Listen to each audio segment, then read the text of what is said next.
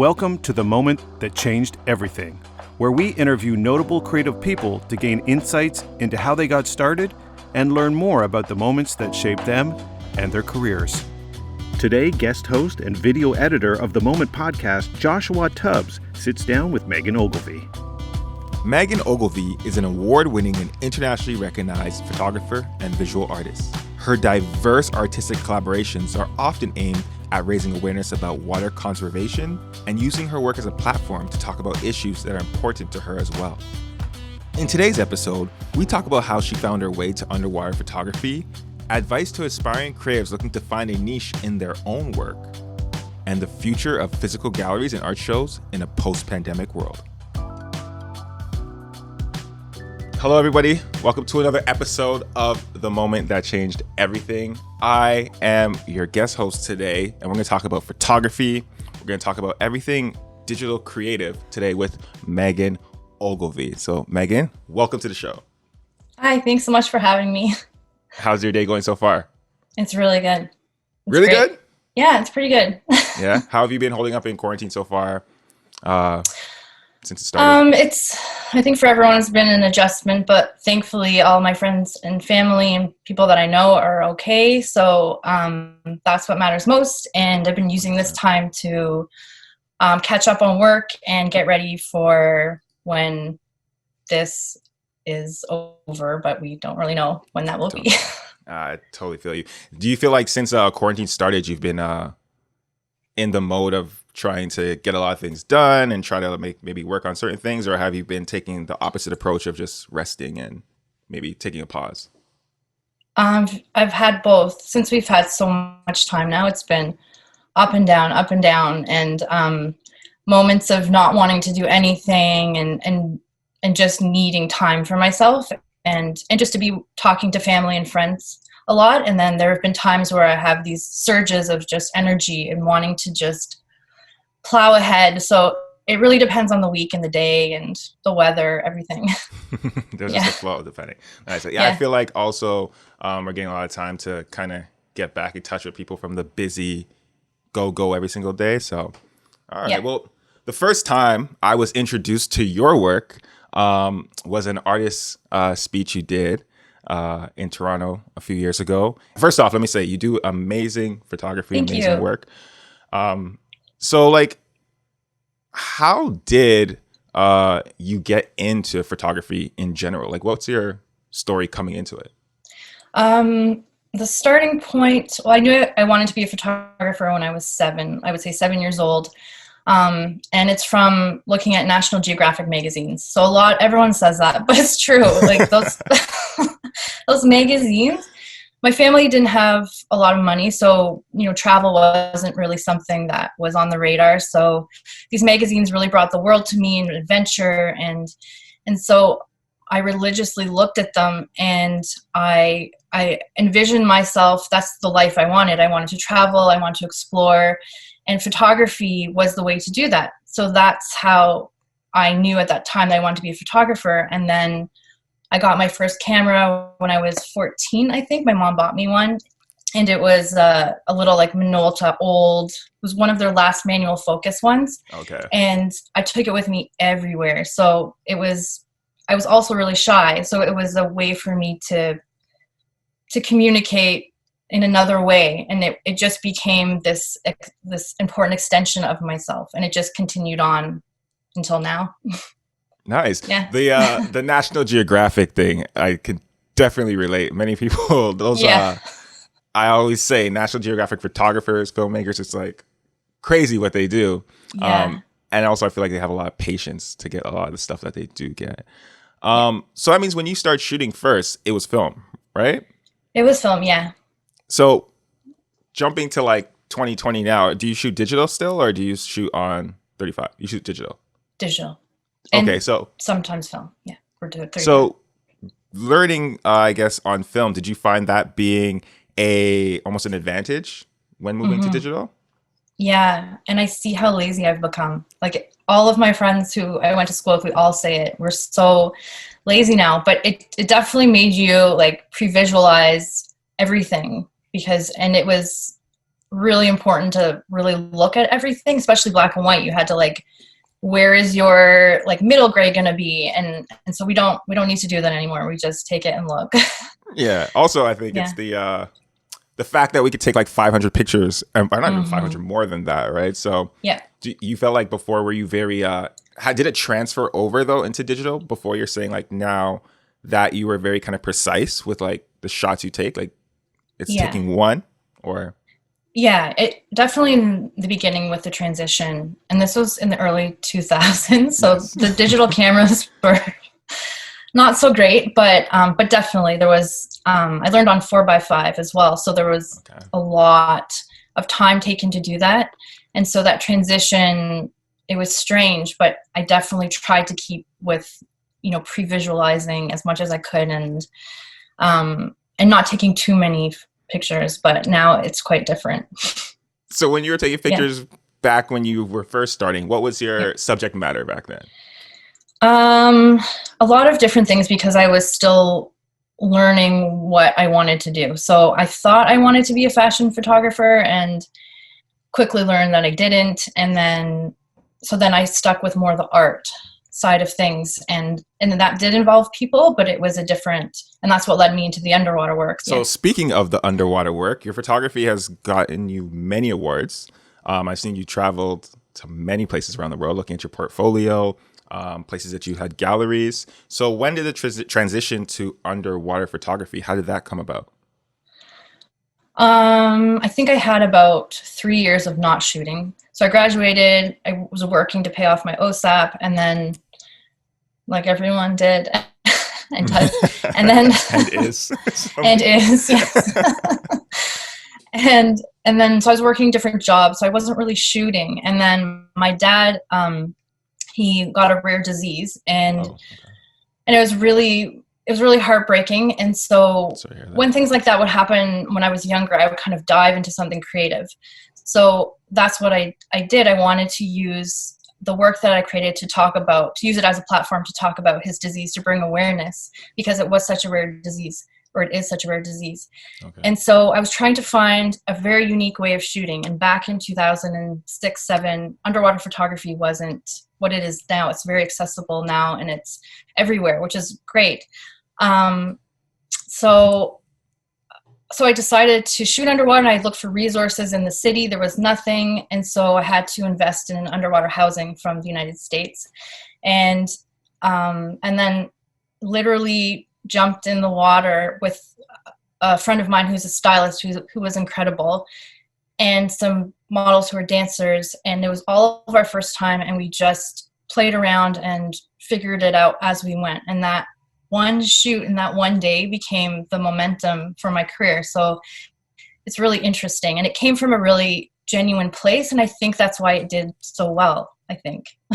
So that moment you felt like when you guys did that shoot was the moment it kind of clicked for you that like, I want to take this further, or I want to kind of go further into this. Yes. So you did mention you went to school. Did you go to school for photography, or was it something else? It was photography. Yeah. Photography? Sheridan. Okay, great. Mm-hmm. Hey, Sheridan. Okay. Yeah. Went there as well. So nice. Go Bruins. All right. So one thing I want to know too is like, you did mention that it has become a lot more accessible for underwater photography now. I guess that day you did your first shoot, you're saying that you got housing from the States.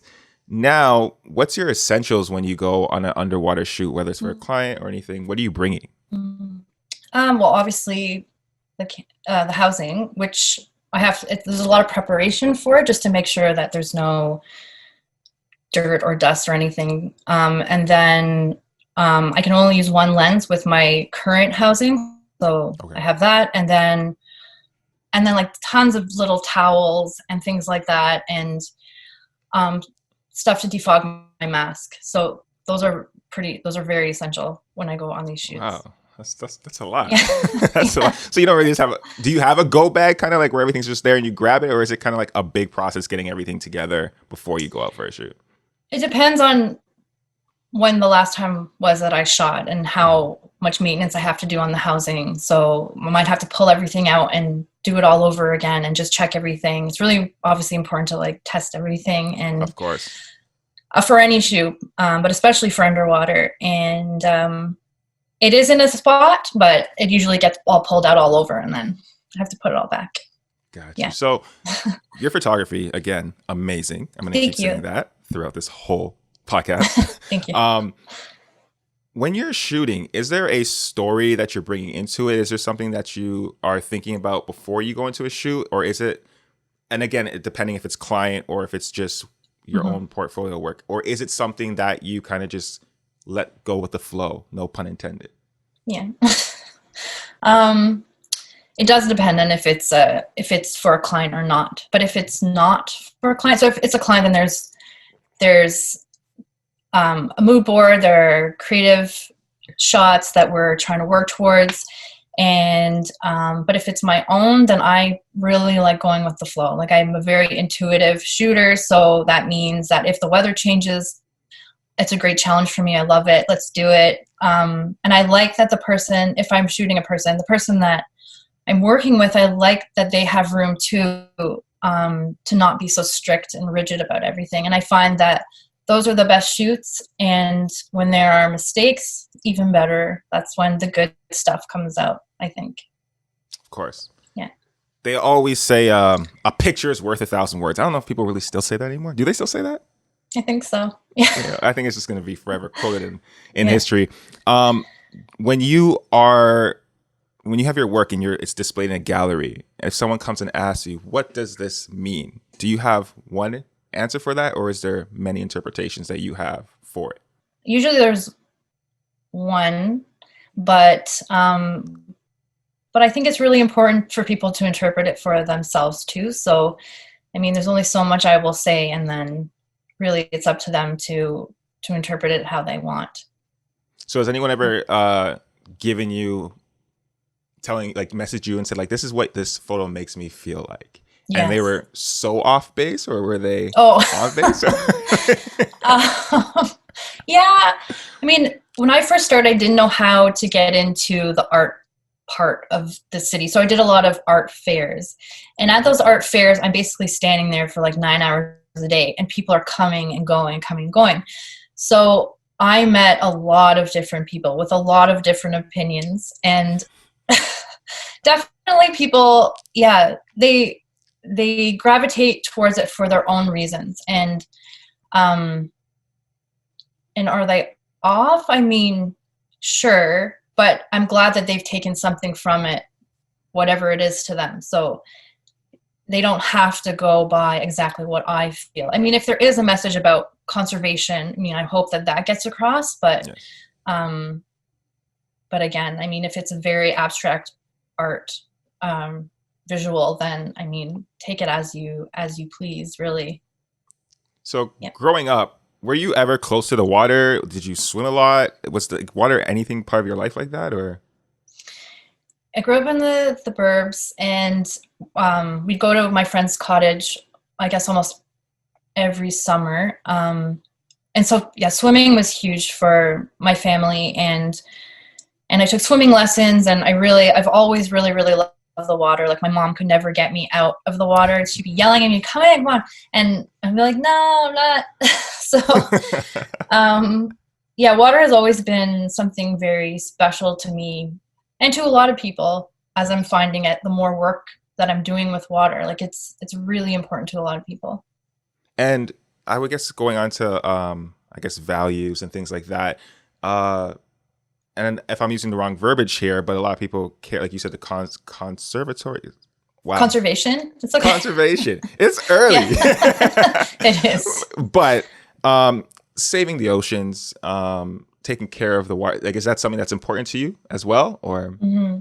Yeah, it's why I got into photography. Yes. And it really is. Like, those first times looking at National Geographic magazines, it really helped me appreciate nature. But then within my family, everyone was always teaching us to respect it and to honor it. And so that's always been very, very important to me. So yes. From that first underwater shoot, where I realized that I could use my work as a platform to talk about issues that are important to me, then I realized that it could work, then it became what I wanted to do. Got you. Also, this is a question that I have for sure. Like you're in a lot of lakes, right? Mostly ocean. Mostly ocean. Okay, so have you ever come in contact with a shark or any other type of big sea creature? Yes. Really? Please explain. Yeah. I used to be afraid of open water, lakes, oceans, anything. And then I started diving, scuba diving, and then that changed, because the more you do something, the more you become educated and aware of it. Mm-hmm. And so it all changed for me. The first shark that I saw was longer than me and below me, and it was embarrassing, but I screamed underwater. And this was before this was before I really understood the ocean. But from there, then I was in the ocean more, and I was more educated about sharks and how to act and how to respect them. And then that really all changed. I am so excited to get in the ocean and see a shark and see anything. Yeah. Wow. So when you saw that shark, I just wanted I'm going to dive a little deeper into this story. Yeah. No pun intended. Did that shark, when you saw that, was that with like other like shark divers, or were you just by yourself with the people you're shooting with? Like, how did that? It was on vacation. So it wasn't, I wasn't even shooting. And, and we were snorkeling. So I was just on the surface. Okay. And I had gone away from the group far. And I think that's why I was really nervous, was that I was like away from so many people. But most of the animals under there, they're not trying to kill us. They're just going about their business, and they're living their life, and we're in their territory. And so we have to, respect that and their boundaries. And yeah. No, totally makes sense. I agree with what you're saying too, because the sea is their home. And we're going into it. Yeah. Okay. So I kind of want to switch gears a little bit. With the underwater photography, is that your only service that you're offering, or do you also do other types of photography as well?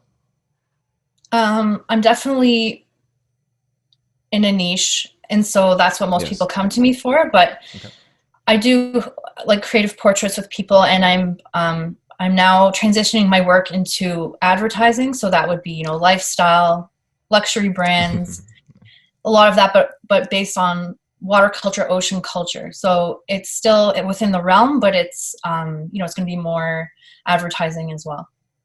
I could really see, even some of your existing photos, if you were to just put a logo of any luxury brand in the corner, it looks like it can also be for that, or anything as well, but it's very elevated. So there's a question I have for many photographers out there that are trying to get into this world. A lot of people could say it's oversaturated at many times, depending on the type of photography there is. I feel like yours is very niche.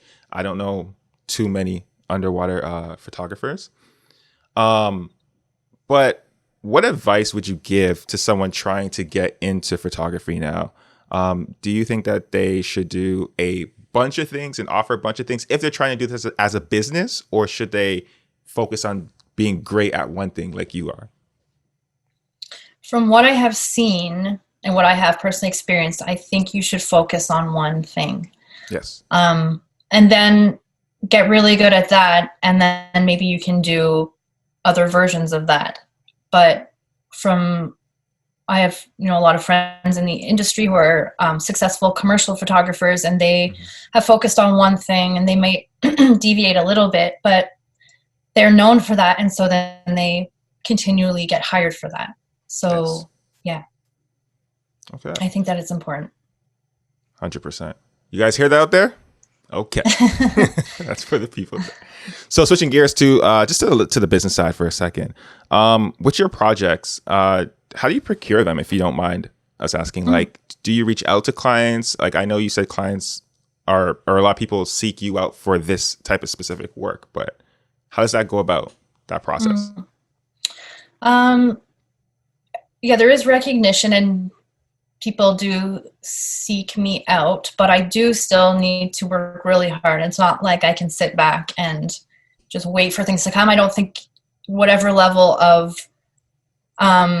success or wherever you are in your career, I don't think you should really ever sit back. I think you should always challenge yourself and push forward, and that will make you a better photographer. So yeah, I apply for grants, I apply for commissions, I apply for artist residencies because they give me a different perspective on what other people are doing and my own work. They give me time to do that. And like I said, I'll be contacting creative agencies and direct clients when this situation is different and things are more open. One thing I would say is a lot of people in photography, film, anything in the creative world are always looking out for ways to stand out. You know, with what you do, it stands out almost automatically. Do you have any advice for what someone could do, whether they're already in their career, starting far along? What can they do to just stand out in a sea of what like social media is right now, where there's so much high quality and great content out there? I see all of the saturation all of the time. And yes. And I see a lot of people just following the trends and everything, and they follow what's been successful, and then they do that, and then everything's now looking very similar. I think just always push yourself, experiment, make mistakes. Make mistakes, honestly, have given me my career. They're important because you learn so much. Maybe take in what's out there, but take in different sources too, like architecture. A lot of people use music, which is good, and you know, nature. Like really try to expand your vision outside of maybe online. Like get out there and try to open it up. Go outside. It's like you got to be out there. Yeah, and learn. Keep learning constantly, and try to maybe get ahead of what's already there. And don't be afraid. It is scary, but take risks constantly. Nice. So when it comes to like commercial work, and you're saying getting a lot more advertising work and things like that, is there something that you have specific that you like? Like clearly within that realm, it can be what the client is looking for and kind of catering to what they need. Do you have anything that you would want to shoot? That's just like your idealistic way of shooting of anything, any product, brand, anything like that? I'm figuring that out right now, but but I know that there's no specific brands that I want to mention right now. For sure. But I would say as long as I can be outside and being on location and doing things with the work like travel and learning new things as I'm going, then that is where I want to be. And I prefer to work with brands that are conscious of conservation and so many things. So I have a lot of research that I have to do, really, that I'm working on right now. Yeah. I want to switch a little gears back into your actual shooting. Lighting is something that I was already obsessed with, but I become more obsessed with. And I feel like a lot of people realize that lighting is what can make or break any photo, film, video. Is all your lighting natural when you're shooting underwater? No, most of it has been. Yeah. Okay. So but what I'm seeing. Continue. What I have experimented with lighting, but mostly in pools, not in the ocean. It's a little bit more difficult. And so, yeah, right now I'm actually trying to use strobe more and experiment from the surface and underwater. Okay. So how intense is your post-production process then? Like are you just in Lightroom? Are you in Photoshop manipulating things a lot? Because I've seen photos where they have like amazing rays of light. And that's why I was wondering, like, are these also natural light, or is it also manipulated in post? It's a little bit. Oh, okay. That's natural light, actually. Okay. The with the rays of light. I try not to do too much post work, and that's just because I'm not that good at it. And if I have a job then I hire a retoucher. And if I don't use Lightroom, I use Photoshop and Capture One. I'm starting to use Capture One more, so that's how I process. And it's a long process for me, but I get there. One thing I also wanted to ask is photography has been used forever as escapism as well as documenting history. Where are you going with your photography now? Like your own passion shooting? Where do you want to, is that more escapism, or do you like to document, to like have someone look back at this and be like, wow? That's a good question, because within this time that we have, I've really been thinking about that. And I question a lot if the work that I do has enough of an effect. And so I've actually asked some National Geographic photographers, and they've answered me, which is really nice, but I've asked them, is there a way for me to switch over? Do you feel I should keep doing what I'm doing? Do you feel there's an effect? And they said that they feel that we need both. We need the very difficult images to look at that show violence and horrible situations, but we also do need the escapism. We need that good balance. So I'm still struggling with where to go with it, but I definitely want to make documentaries. So aside from photography, I'd like to really work on interviewing people, and I think that's a very effective way with film. And before this all happened, I signed up for an underwater cinematography course in Fiji for October. So I'm hoping that still happens, but we'll see. Where I really wanted to push into that world of underwater filmmaking, so I could talk more and have other people talk more and show more of what is important. Nice. Being at one of your artist talks before, you did show an image of someone swimming underwater, and it was video film. And you did mention that people were asking you to come into film for music videos and things like that. Is that something that you still do with the video side and film side of underwater photography? A little bit. I'm still kind of experimenting. And again, during this time that we have, I'd like to really get into it. So I'm hoping that will happen.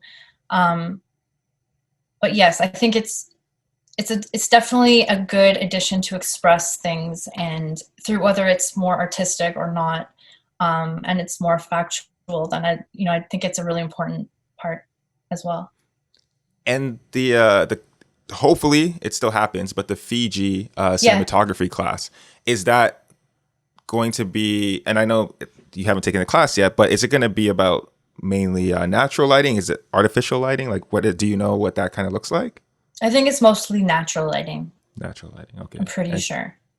Okay, because that's very interesting. Is it controlling light? Like, do you find that you can control light when you're shooting, or are you trying to, I guess, parallel with the light and find the best angles you can, rather than trying to, as in like film, we flag something off and do things like that? Yeah, I think you have to do research about the time of day and all that kind of stuff, because that affects it a lot. Those rays of light are like at certain times of the day when the sun's hitting a certain part of the water, and so you just learn that over time.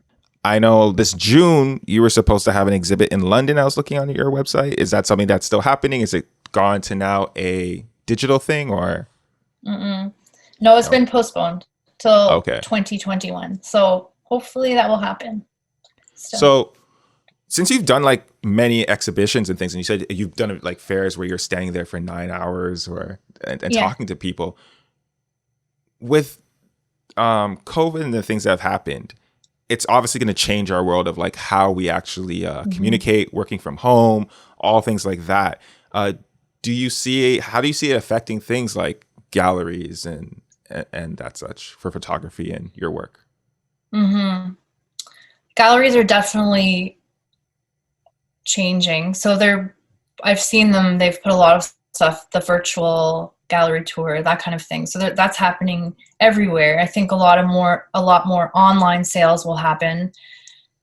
I think photography, there'll just be a lot more precautions on set and on location. Yeah, not really sure what's going to happen. People are shooting, and there are precautions that are taken on set, so that's good. But for the art world, definitely a lot will be online, I think. For sure. Like, we consume so much through our phones, social media, Instagram, Twitter, whatever it is when you're looking at different photos. Do you think there is a difference with actually looking at something in a gallery, being next to it? Like, I just went the other day before this happened and saw an exhibit that was really amazing. And to see a huge, I don't even know the sizing, but like a 9-foot photo, it just really, it's just something that you can't get the same effect sometimes looking at that.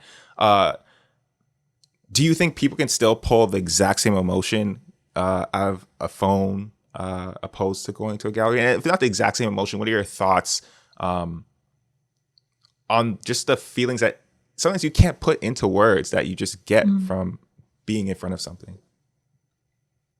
Yeah, I think size can have an effect on things, and even the texture of what it is. So all of it can really affect your experience, the way it's lit, if it's dramatically lit, if it's not, where it is, if it's on a white wall, if it's outside to view. I think you can definitely have an emotional response, obviously, from an image or video that you see on the phone. But real life experiences are a lot more different. Yes. And I hope we don't lose that. I hope we can, like, maybe this might change the way we experience art, which might be a really good thing, where there might be exhibitions outside, everything's larger so you can stand back further and more separated so you can see it, or, it might be interesting that way. And I think photography and the art world needs a change. We need it's become quite similar, and we need things to kind of be shaken up. So this might be the silver lining of that. All right, I agree. I definitely agree. Question: have you ever looked at any of your work and said, "This is it. This is the one. This is sick." Okay, maybe not to that extent, but have you looked at some of your work that you thought would be like, "This is the one that many people will respond to," but then it was something that you thought, "This is cool," but maybe not. You don't assume that many people will respond to it, and it's a total flip where the one that you weren't into, everyone loved, or vice versa.